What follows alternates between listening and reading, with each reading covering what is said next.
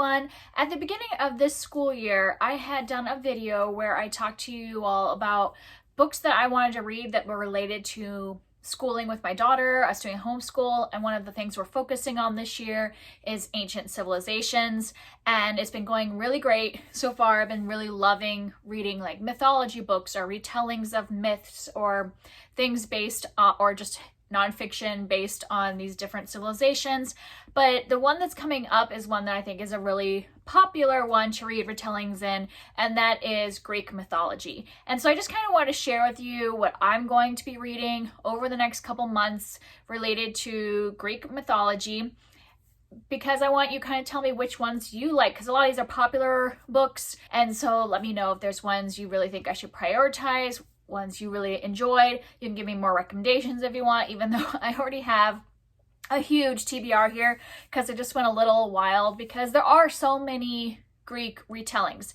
So I kind of separate these out into categories. So I'm gonna go through them all. And some of these are just kind of direct retellings of the myth. So like, here's the myth in modern language. And then other ones are like really reimagining the myth or taking characters from the myth and putting them into other situations, things like that. So it's kind of a wide range. So my first category is just basic like Greek mythology in terms of like the gods and things like that. So like the Greek pantheon, if you will. So first off, I wanted to kind of start this with reading Mythos by Stephen Fry. And what he does here is he goes through a lot of the myths. This one is specifically, I think, about the gods. He's got another one that I'll talk later that's about the heroes. And this is like, it's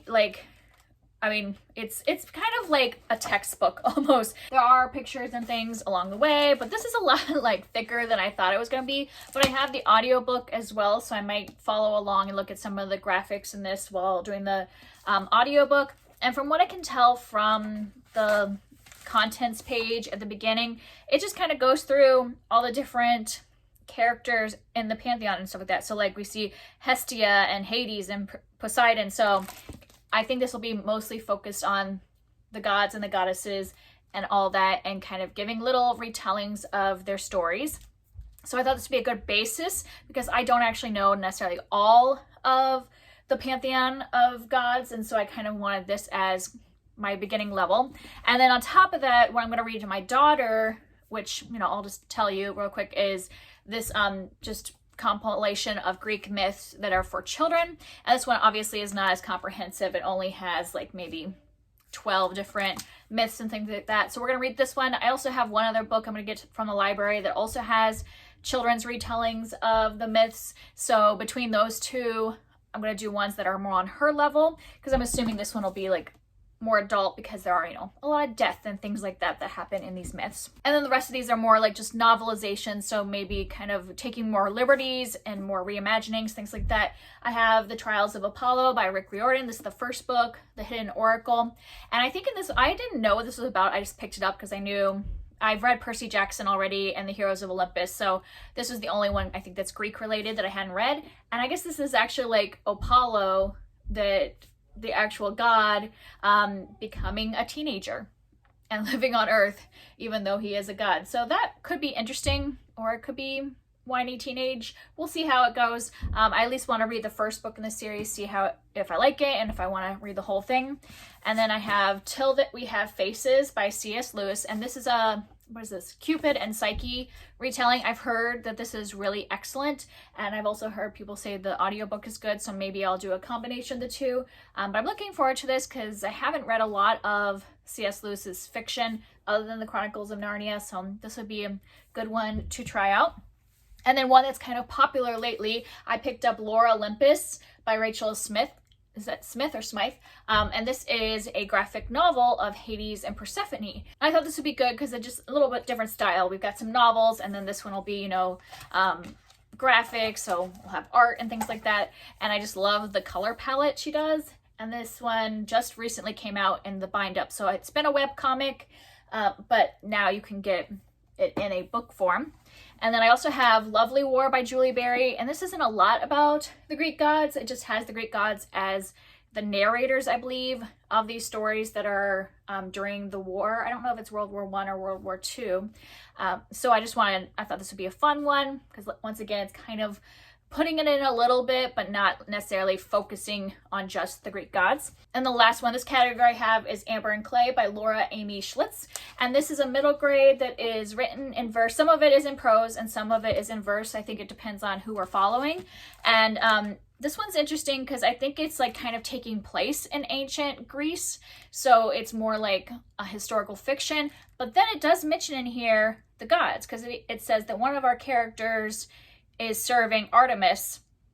And so I don't know that it's necessarily realistic historical fiction, but I think it'll be taking place in ancient Greece and involve the gods as well. So I think that'll be an interesting way to round out that category.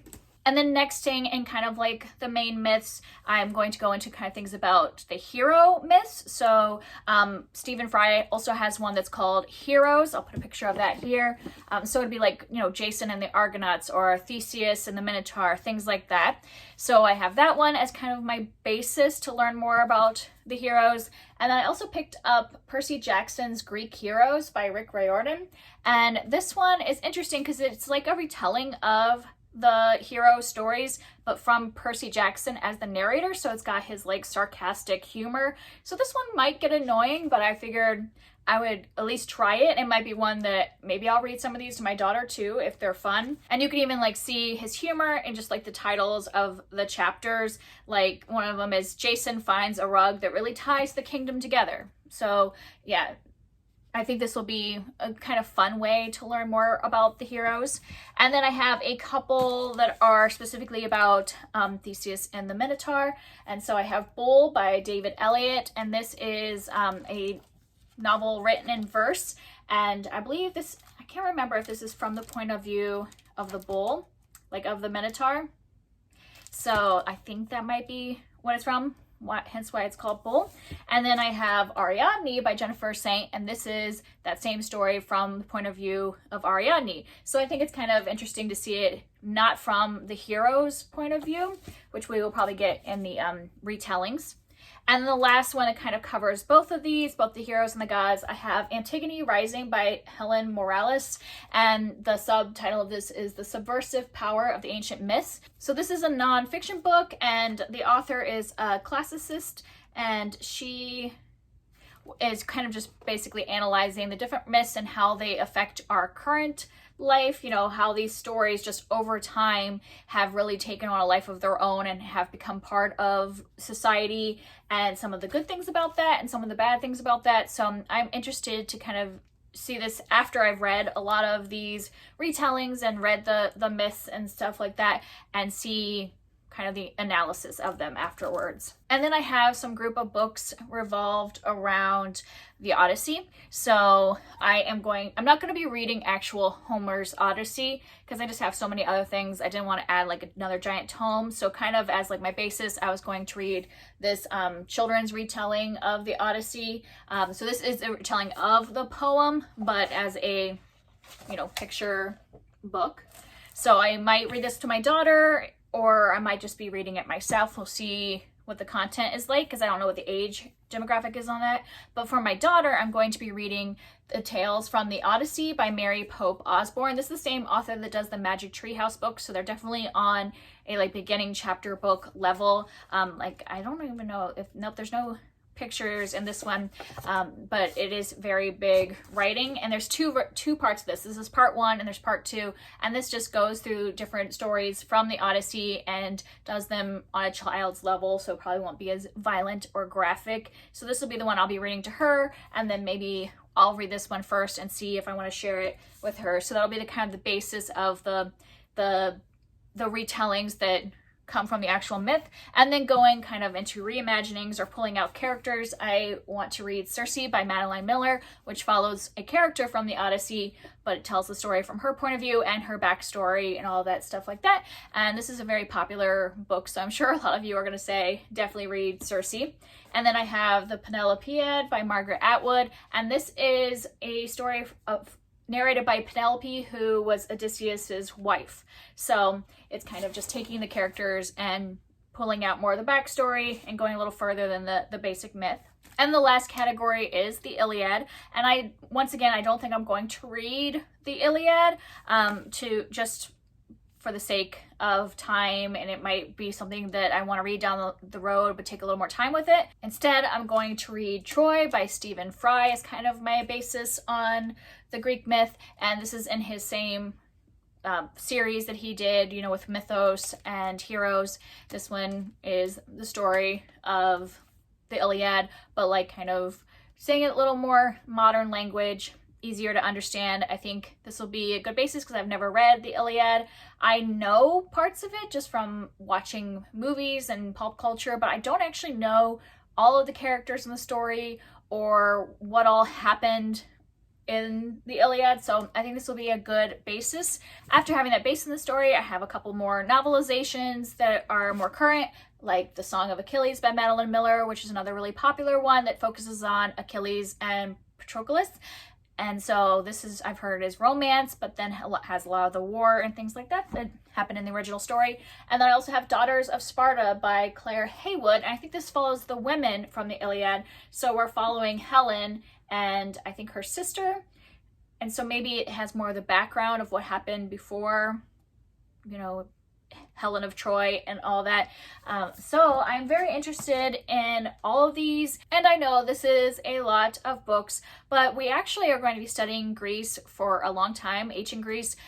In her school, we're going to be studying it for 6 weeks, and I always take a break after 6 weeks of school, so I have like 7 weeks, and we're starting like right back in January when we come back to school. So I think I'm going to start these, like especially the basic ones where I'm kind of getting more information for myself about the myths and things before doing the novelizations. I probably will read a lot of those kind of research books over Christmas break. So I have like more than two full months to focus on Greek mythology. So I feel like I can get a lot of these read, but let me know in case I have to prioritize if there's ones that you definitely think I have to get to and which ones are your favorite. If you have any other recommendations of ones that I just hadn't found and you think are really great retellings or reimaginings of these different myths, let me know down below and I will talk to you next time. Bye.